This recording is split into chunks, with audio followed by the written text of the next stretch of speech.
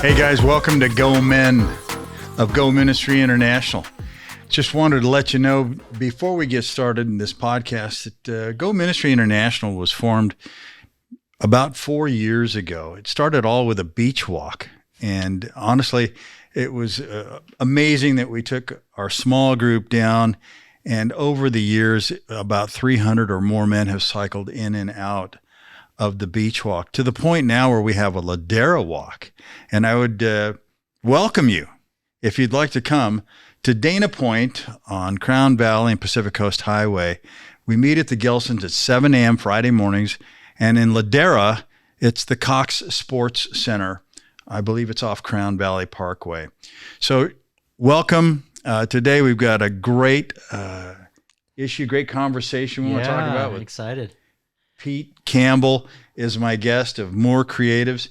And, you know, Pete and I, we had a nice conversation. Pete, you and I had a great conversation on the way down a couple times. Yeah. Talking about, you know, men and their issues. And you became real vulnerable with me, and you shared a moment where you were abandoned. You felt that there was abandonment in your life. Mm-hmm. And, you know, I got to thinking about it, and I'm going to talk a little bit about myself too. I think there's a bit of a latchkey kid and abandonment in my life as well. Yeah. Maybe not to the degree that you had. Okay. But I think with the statistics of men and women, over 50% divorce rate, there's probably a lot of people out there that maybe they're mothers that were single moms that had jobs that the children, even though they say that they're resilient, really just aren't. Sometimes it can get root. Mm-hmm. And it can grow into adulthood, and men act things out in certain ways that we can't understand, and until we talk about it. But I wanted you to speak about it, and then also the healing process through Jesus. Yeah. All right. So Pete, if you wouldn't mind. Yeah. Give me your story. Yeah. Phil, as always, grateful for your relationship and just our friendship. And, you know, always love just cutting it up while we're going to and from the walks. Yes. And different things like that. But, yeah, so abandonment, kind of my story. Well, not kind of my story, my story. You know, at the age of 2, so that was getting further and further away. You can remember the age of 2? Yeah, no, I wish, right? At the age of 2, my real dad left. So I grew up most of my life in a single parent home. Grateful for my mom. If you're watching this, I love you, Mom, very, very much. She's really one of the main reasons why I'm here, you know. And in that, my real dad left when I was 2. And so the only thing that I know about my actual physical father is that I have his name. So I'm a junior. Wow. And I don't know any other details about him. Never met him. I've never seen what he looks like. I just know that I have his name and know that, you know, part of my ethnicity. So even in that, I didn't even find out really truly what my ethnic makeup was up until just a few years ago when I bought one of those 23andMe tests. Oh, wow. And got to find out, okay, sure. You know, like, here's part of my nationality, you know, so and all those different things. But at the age of 2, my real dad left, so grew up in a single parent home. We were in Hawaii at the time. And then my mom, she met a guy and they started dating. Next, you know, we're living on the islands and he moves in. And as a kid, what do you do when you get home from school and you fill your life with TV? And so I was watching different family shows like Family Matters, you know, with Carlton and Urkel and all these different shows that I absolutely loved. And there were parts of my life where I yearned to have a family like what I saw represented on those TV families. Yes. Because, you know, the sitcoms in those days, back in the 80s, 90s, like early 90s and stuff, they had some really, really some key gems in them. Did you wish that you had a family like that when you were watching those I wish that I had a family like that. I wish I had siblings. I was an only child, so I didn't know what it was like to argue over something or to say, no, this is mine and, you know, whatnot. I had to fill my time a lot up just with my own imagination and, you know, different things there. And so I can imagine what that led to. Yeah. And by the way, so that I can identify Yeah. with that, was my mother had divorced my father. Okay. He left her when we were 9 years old, 10 years old. She went to work, barely making a living. And I would go to school. I'd come home. Yeah. And I know what it's like to be a latchkey kid. I know, Yeah. Under the rug, there would be the key, or in the pot, right? Yeah, and yeah. You walk in and you turn the TV on, you make yourself a peanut butter and jelly sandwich, and you survive alone. Yeah. And then you go out and hang out with buddies until it's dark. Yeah. And then all of a sudden, Mom calls you in. She came home and you didn't know it. And she says, food's ready. You eat with her, you kind of clean up, go to bed, and it's do-over. Just a big cycle that always repeats, doesn't really end. Right. Yeah. And so, with that, I grew up, and this guy moved in, and so I'm thinking, oh, I can have a family. I can understand what this thing of a whole family vacation or family trips. I mean, we lived on an island, so it takes you 3.5 hours to drive around the entire thing. Right. But we were in Hawaiian Paradise. And then as I got a little older, about 9, he, at the time, which I didn't know, but he was a former military. And at that time, we had found out that he was actually part of his side activities. He was a drug smuggler. And so when you're in that type of a lifestyle, when you're in, and they don't let you out. So in a matter of 2 weeks, my mom and he bought a plane ticket, went from Hawaii all the way to the East Coast, which is where his family lived. Okay. And then within those 2 weeks, my mom and I sold everything that we had. I remember as a little kid saying, hey, like my mom telling me, all right, you've got this much room to put whatever you want to take with you. We're putting it in a van, and then we're shipping it on a boat to Los Angeles. Oh, my. So at that time, I was like, well, this is what family's like. Right? You don't know anybody. I don't know anything different. And so we followed him, and we moved, like I said, in those 2 weeks. We had a lot of different things that happened. My mom and I were threatened. There was just lots of things because they were looking for who I called my dad at that time. And by the way, not to interrupt you, but how old were you when she married him? So she wasn't even married yet. I see. Yeah. And how long had you known him? For a couple years. Okay. Yeah, about 3 years, maybe 3 years. And you liked him? Yeah, and I liked him. I mean, he moved in. I started calling him Dad. Oh, wow. We did some activities together, but even at that time, my family was filled with alcohol. So he would get drunk. Yeah. There was drugs. Cocaine was a part of the picture. Yes. I can think about times when I would go to the fridge and completely tick him off, but I'd take all of his alcohol and dump it down the sink because it made me so frustrated that my mom and him were always arguing and fighting, and we only lived in a single bedroom apartment just because cost of living was high even back then. So we moved, and then after we moved from Hawaii then to the East Coast, from Hawaii into Pennsylvania, they got engaged, and then they got married, and now I was thinking, okay, this is it, and something amazing is going to happen. And throughout that whole process, I felt like things were starting to kind of feel a little more complete. Because we've got our own place. I've got a family, and I even remember at that times, kind of thinking, well, hey, it would be cool to have a brother, but I was already 10 years old. That'd be a little crazy. But then with that, shortly thereafter, alcohol was still part of the picture. Right. And long story short, he ended up separating and then left. And so my mom and him, they got married when I was 10. They were together for like a year, married, and then they ended up divorcing. How'd as well. that make you feel when they were divorced? And I'm going to share my story with you in just a second. So I took it really hard, and I took it really, really personal. Yeah. Did you feel like maybe you had something to do with it? Yeah, I felt like I was the cause of it. I couldn't see any different, even if I was told differently. A lot of children feel that way. Yeah, I thought maybe I didn't behave enough. Maybe I didn't listen enough. I didn't make them proud. I wasn't good enough. Yeah. A lot of those things came about. And at that time, my mom tried to reassure me, but she was just like your mom, where she was working 2 jobs to make ends meet. Yeah. I was definitely like you. I had it broken down time wise where, I got up, made myself my breakfast, you know, my mom was already getting up, getting ready for work or whatever it might be. And then I'd go out and go to school, come home, feed myself, make myself dinner, and then go play, hang out. I knew, okay, sun goes down at this time. My mom gets off work at this time.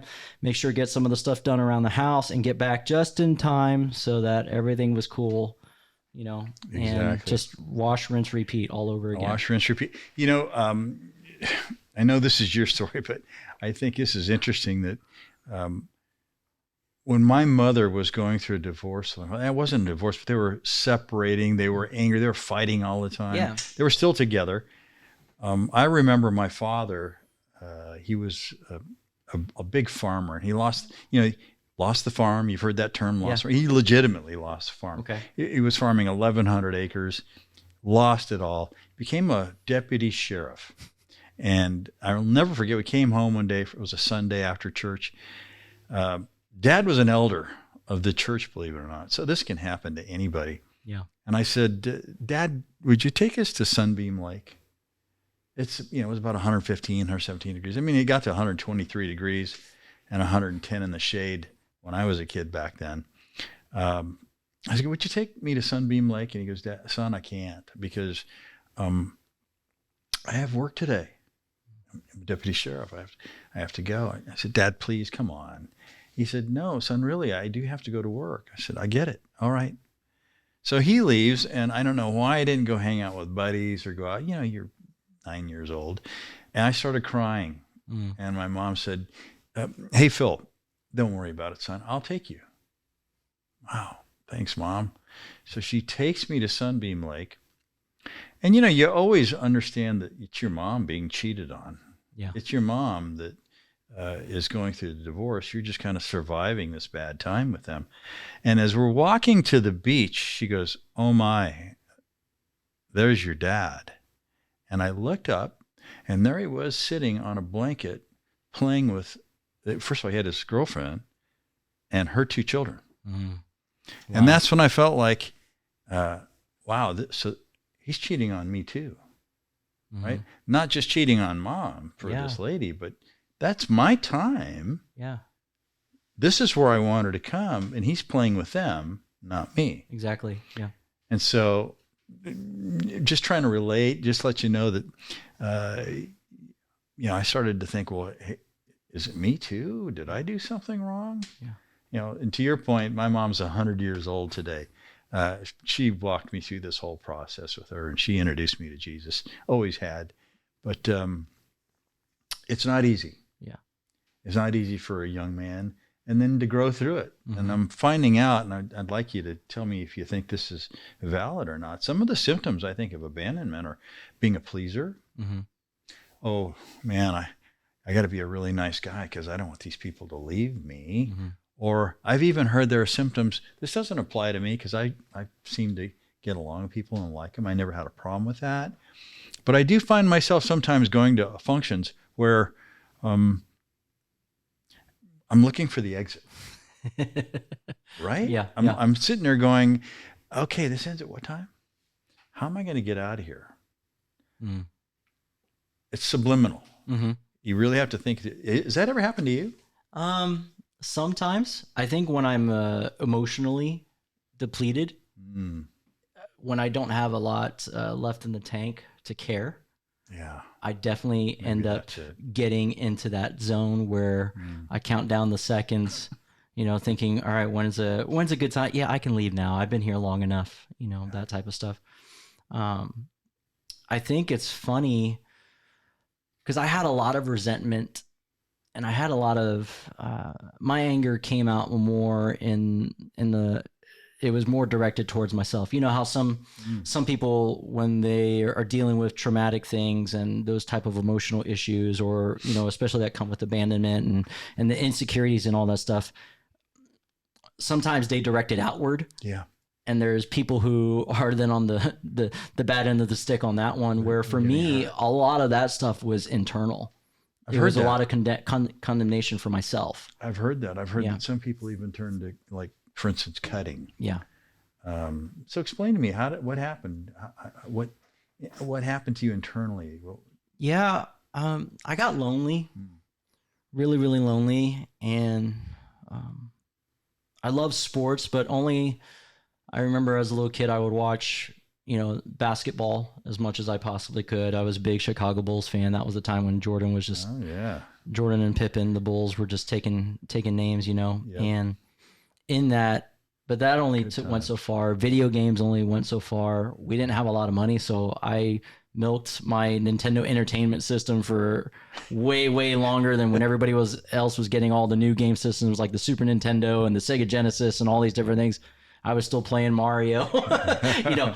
But then I was really just filling it up with relationships and hanging out with people that I probably shouldn't have. How old were you at that time? 12, Okay. 11, 12. And in that process, really going through the abandonment, having a lot of things come to the surface, even from as a little kid that I didn't even really recognize. But now, as a preteen and as a teenager, you got all the emotions, you got all the hormones.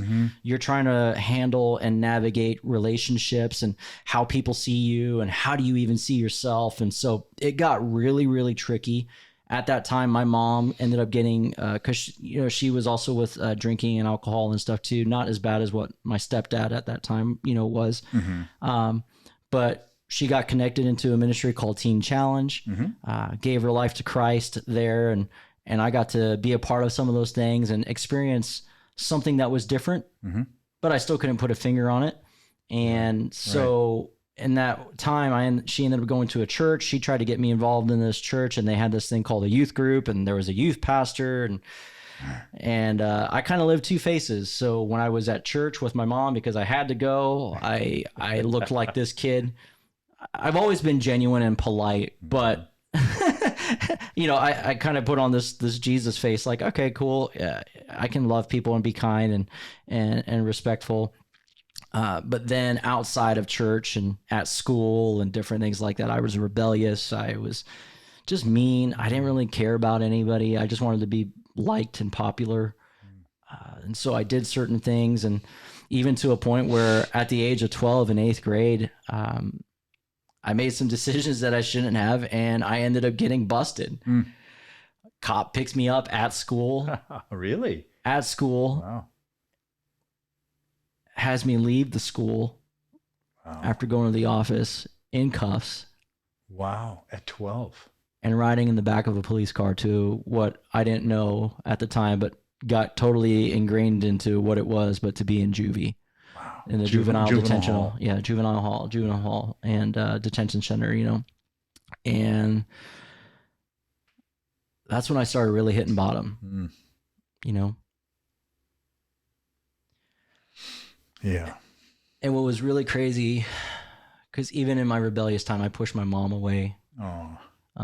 Because nobody cares, nobody gives a flip about me. They tell me they love me, but they're not there when I need them. And so at that time, right after getting in the juvie and going into this whole new world that I had no idea existed or what it was even about, I'll bet that was horrible. believing with regret, more condemnation. How long was it? So for me, I'm real grateful. It was only just a matter of like 6-8 months.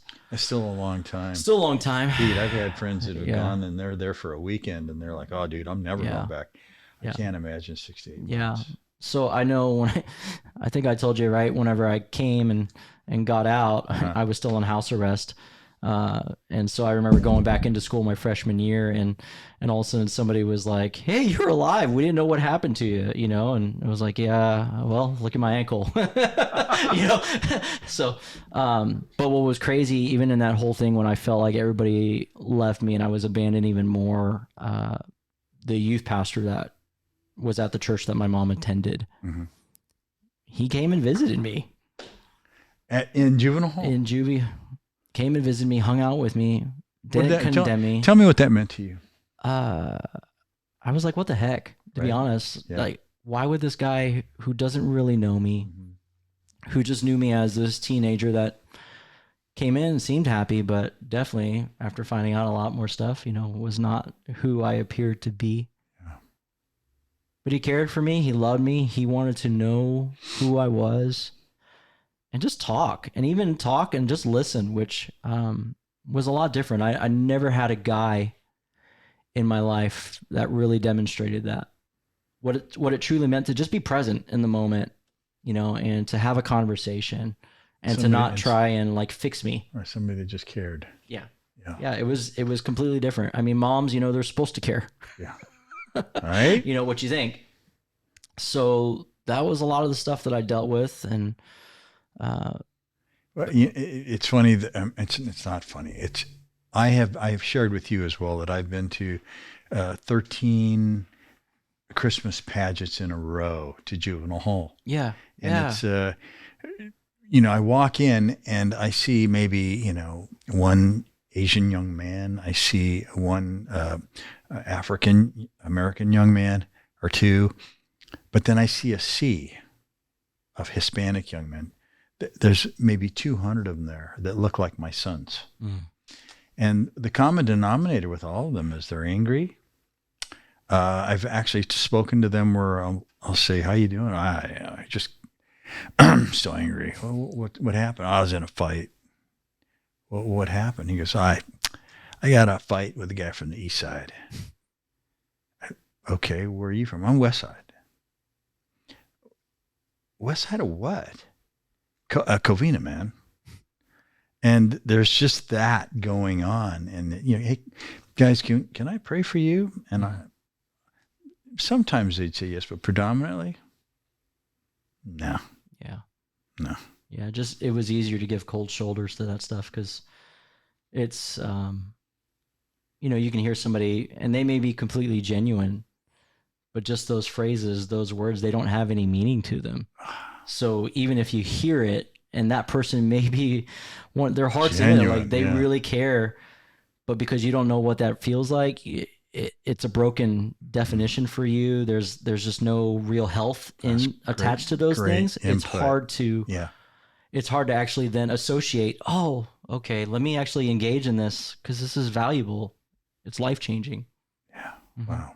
So keep going. Tell me what happened after you eventually got out. Yeah. So I got out. That youth pastor continued to play a role in my life. And in that moment, got me connected back into music and all those different things and the creative side of stuff, which I had really kind of turned off and kind of pushed aside because I didn't really care about anything. And then, you fast forward and God really miraculously changed me. He did some amazing things and gave me opportunities as a high school student where I got involved in my church and I served and so much even to a point where I felt God calling me into ministry and not just like doing the work of the Lord, but like for pastoral type ministry.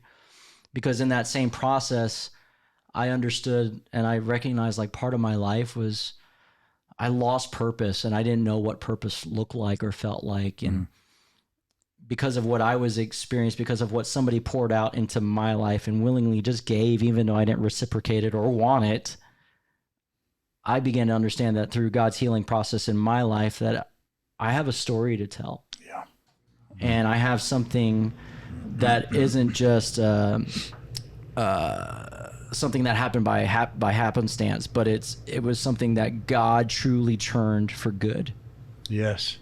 And because he is good, I've got to share it. I can't be silent. It's kind of like Jeremiah, where it talks about a fire that's shut up in your bones. Like, how can you contain it? Can't. I have to share what God has done in my life. And so in that process, I stepped in and began to pursue pastoral ministry. I took part of my story and even as that broken teenager who was in juvie and all these different things. And it was like, I get it. Yeah. I may not begin to like fully understand it, but I can empathize a lot differently because I've been in some of those similar things. And so, went into youth ministry and pastored. And as I told you, right, I got married in 2005 and, my wife and I are getting ready to celebrate 19 years in May. Congratulations. Yeah. I've got awesome. 3 kids. Yeah. And what does that mean to you to have 3 children and be home for them and love them and them love you? It's a soft spot. I know. I'm sorry. Oh, it's cool. A lot of gratitude. Yeah. I don't, You can look at I mean, if you looked at my phone, like, I don't take a lot of moments lightly. Yeah. Everything's really valuable. Yeah. So I tend to get a little, just Sure. just emotional with it, because it's I don't know anything different. Yeah. So yeah. So what would you say to the guys, the men listening, Yeah. the women listening right now, that maybe they feel like they were abandoned? That, for me personally, I can identify from the standpoint that Dad left. My sister was 12 years younger than me. She went off to Bible college. Yeah. My brother, he left to Bible college. I was married once before. I was divorced 35 years ago. That divorce took place. My brother passed away. I just felt like everybody I knew or loved, Right. just gone. But here we sit today talking about the healing Yeah. grace of Jesus and what he can do for us, and how you've become God's man with your 3 beautiful children. Yeah. What would you say to them? Even if you can't fully comprehend it, I would say a couple things. One, ask God to show you how he's present.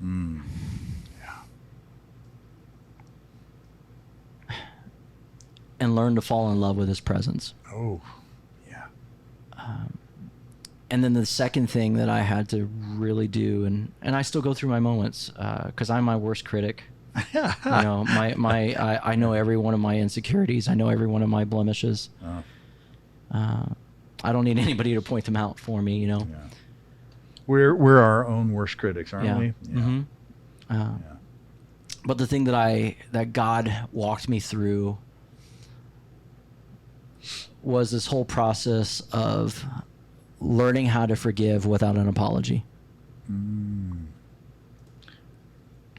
So, in other words, somebody's hurt you. Yeah. Forgive them without them ever apologizing. Without them ever apologizing, without them ever knowing. They don't need to know. No. But Yeah. that was where I had to go through, because a lot of my own insecurities and my own condemnation, It came from within. it came from within on that. Yeah. And I realized that was a form of unforgiveness. Yeah. And how can I completely accept God's love and grace for me Right. if I'm still have unforgiveness in my heart?